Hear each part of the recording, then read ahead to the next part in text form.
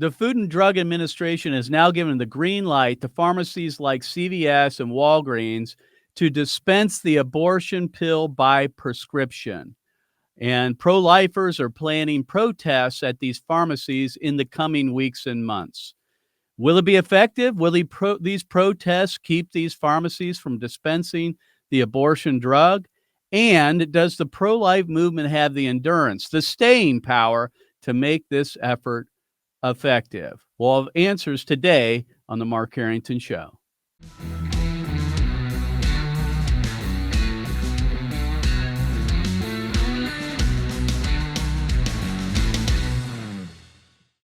My guest today is Eric Scheidler, and he is the executive director for the Pro-Life Action League.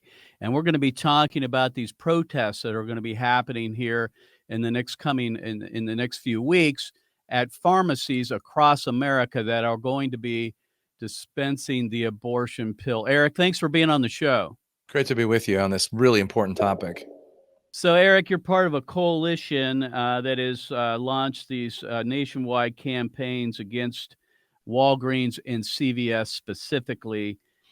Give us a little backstory here. The FDA made some changes in regards to the abortion pill. What's going on? Well, in classic form, the Biden administration, right before Christmas, decided to change the FDA rules that restricted the dispensing of RU46, mifepristone, the abortion drug, and its companion drug, misoprostol, this true drug cocktail that is now used for over half of abortions. Medication abortions now account for more than half of all abortions. They decided that no longer would this have to be dispensed by the physician who had done the examination, as had been required in the past. They've been loosening these rules for many years.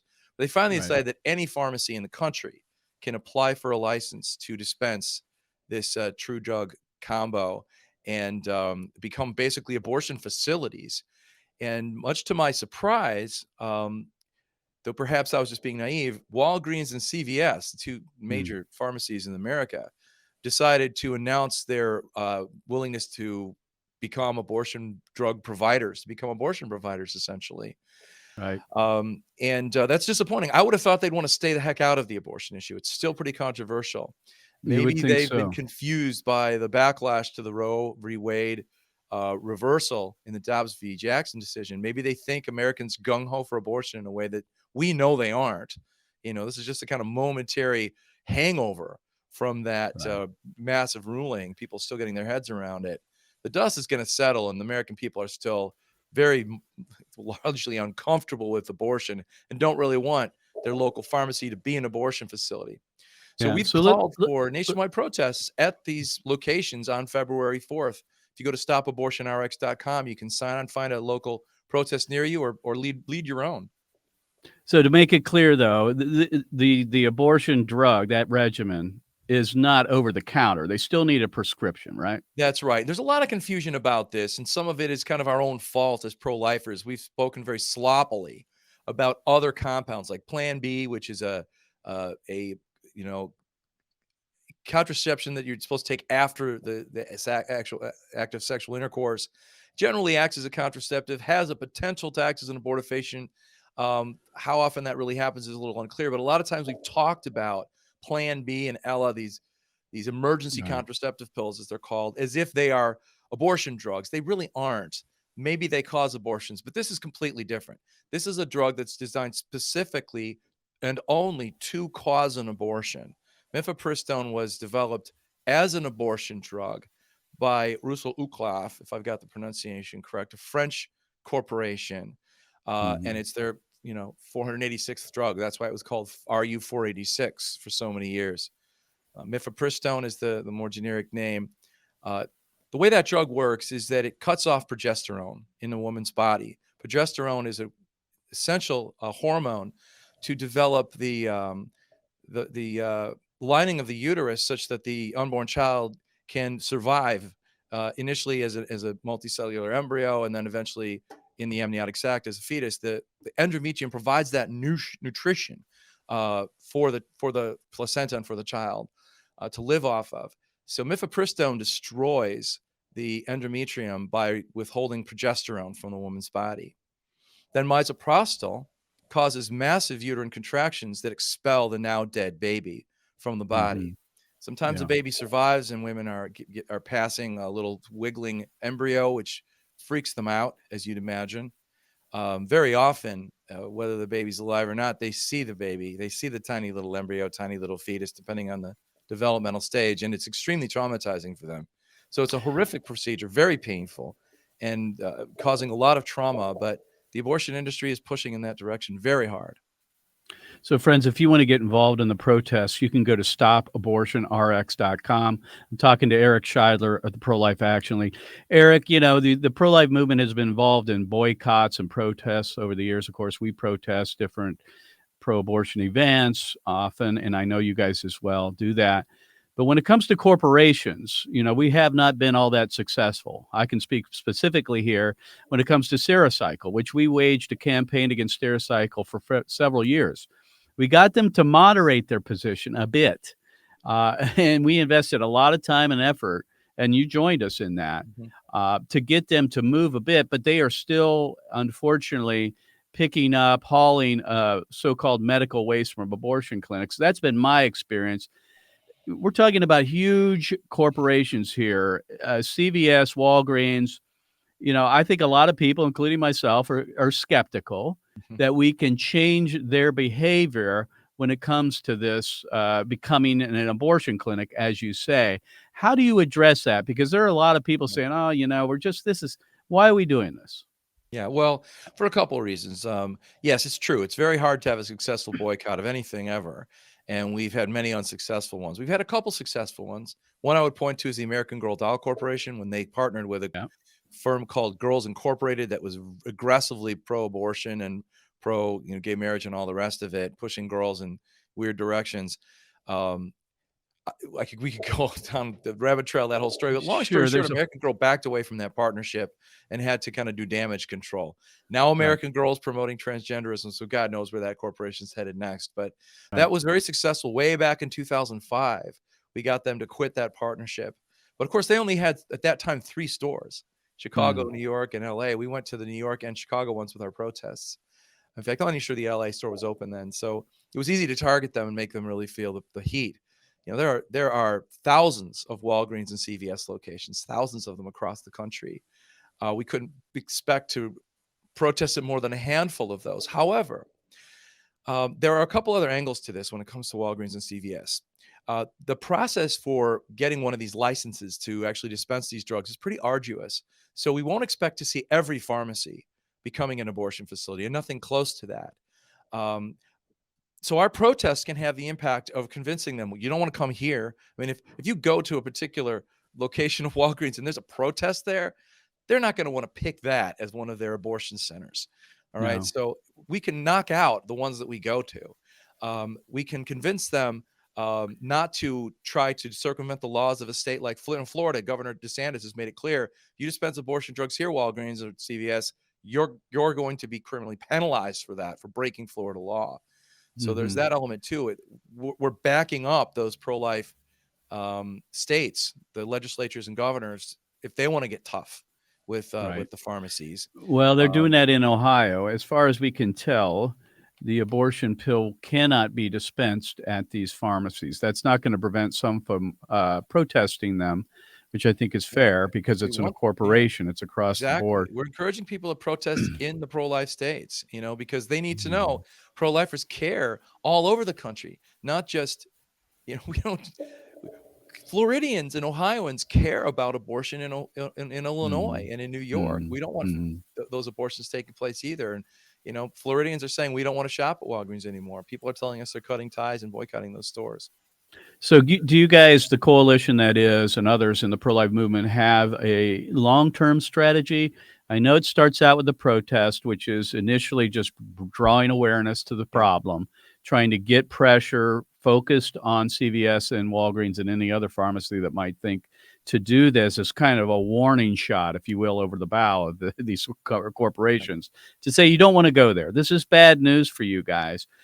Beyond the protests, which as you've been around long enough, and so have I, a lot of these don't last very long. I Yeah. mean, and so what are you guys thinking about long term? Because I think that's going to be the key.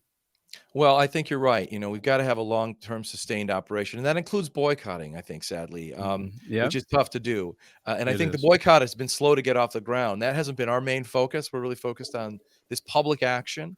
I know Hmm. that Pat Mahoney from Christian Defense Coalition has been putting together a boycott plan, and so we expect to see development in that area, and we'll be, kind of coming back to you with more news about that as things develop. I think we need to see what kind of reaction we get to the protests from the pro-life community, first of all.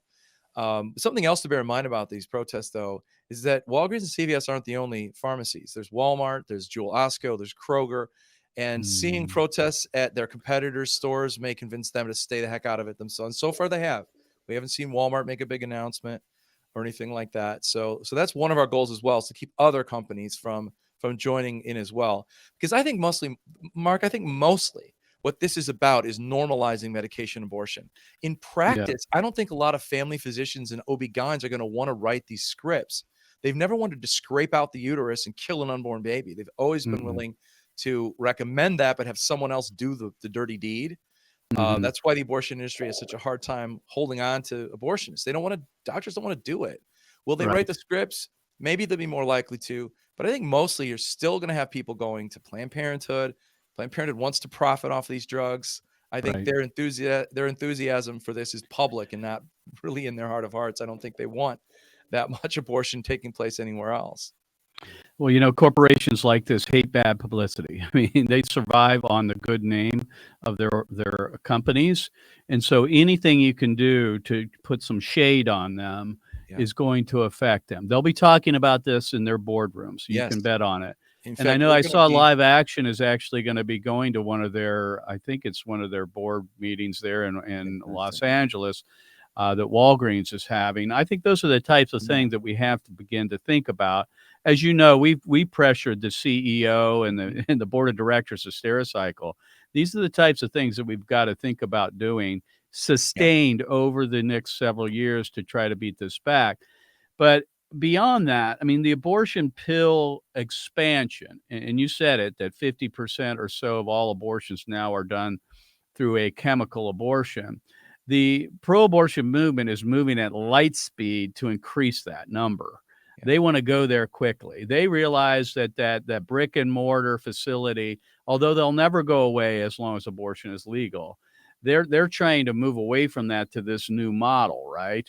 And so, one thing that we struggle with in the pro life movement is how do we respond to that? And that's really it's been a difficult one. What are your thoughts on that? Yeah, Long term. that's a really challenging problem. It is. Because when there's an abortion facility, you can go inside what counsel there. You can pass out Yep. literature. You can show pictures. You can have a Right. direct impact, and they're all concentrated on the 600 and some locations around the country. And Right. even that has been a struggle for us. Yep. There are hundreds of abortion facilities that never see a pro-life activist from one year's end to the next. True. Despite all of our reputation for being out there all the time, you and I both know that there's a, It's not a, a true. real lack of coverage out there. That's right. And Yep. that's how can we go to every Walgreens and CVS in the country and let women know that there's such a thing as abortion pill reversal? Right. We can flood the body with progesterone and save that baby. They're not going to find that out like they will if they're going for a medication abortion at Planned Parenthood here in Aurora, where we've got signs up, we've got literature to pass out. Yeah. But I think a big part of it is for us to be willing to talk about the issue one-on-one with our friends and neighbors, because Mhm. there's this movement to shout your abortion. I only wish it were more successful, because if women really did talk about their experience with medication abortion, it would turn other women away. It is an awful, awful experience. We've Right. monitored some of the testimonies on TikTok and Twitter and other places, and it's just a nightmare to undergo one of these. Yeah, agreed. And one of the things, of course, our organization, yours as well, we use visuals, and we use visuals primarily of surgical abortions. But as those decrease and pill abortions or chemical abortions increase, we don't have those types of visuals yet. I think, unfortunately, we're going to have more of them as women sadly deliver these babies in their own apartments or homes or even their own bathrooms. They're going to take photos, and those are going to become public, and we can use those. But I think it's not the same. And so fighting it the way we fought surgical abortion, we just don't have the same playbook.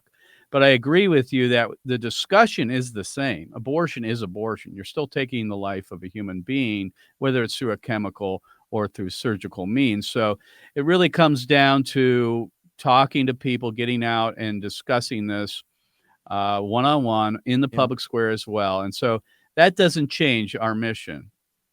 And well, we're working on this. We've been upping our knowledge on medication abortion. We're working on a literature piece on medication abortion that people can pass That's out, good. put at the back of church, hand to your friend or neighbor, use that as a tool to have that conversation.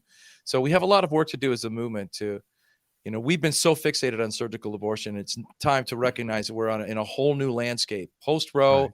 and in this new medication land. Yep. And for good reason. We focused on surgical abortions because that's what they were doing. That's what they were doing. My guest has been Eric Scheidler with the Pro-Life Action League. You can go to prolifeaction.org to find out more on their organization.